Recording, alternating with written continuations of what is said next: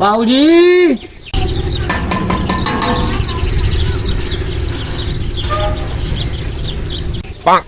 और लूमा चलदियां रहन मुसल्ली चमकदे रहन तू सानू ही खर्चा लाओ ना जी ना खर्चा ला दो मैं तेन तलाक दी है सवेरे सवेरे शोर पाया है बाबूजी माना मतलब है अल्लाह दे नाम ते मंगया ना साल बाद आना ते आना आगे पीछे तो मैनू कोई थे तकने हो। अच्छा ठीक है मैं ना तेन खुश कर देना लो भला ठीक ही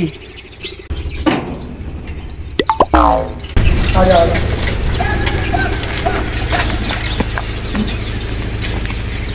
ना ते मैं तू दस पे तू आंदा किथों है ओ तो बाबूजी इथा जड़ा ना तू 35-40 किलोमीटर दूर अमीरपुरा। अच्छा चल तू आना वो मोर तेन खुश कर बैठ जा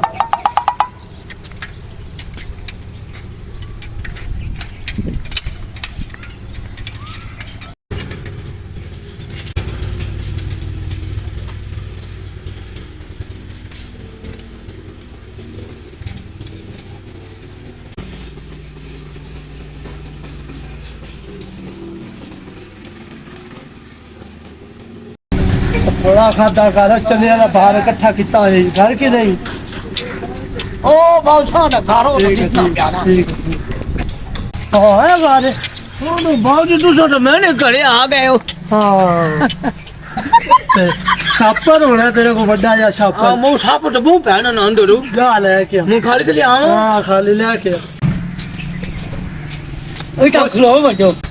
बाबूजी सापर चला ना ओ नो बाबू कितना चला गया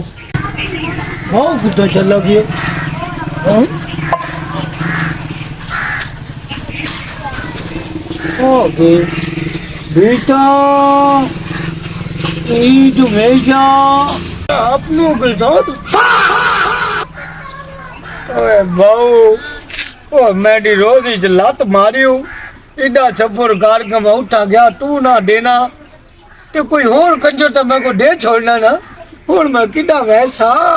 मारी ता ईद खराब कर मेरी रोजी च लत मारी हूँ बाबू और देखो रात पूछे देखो रात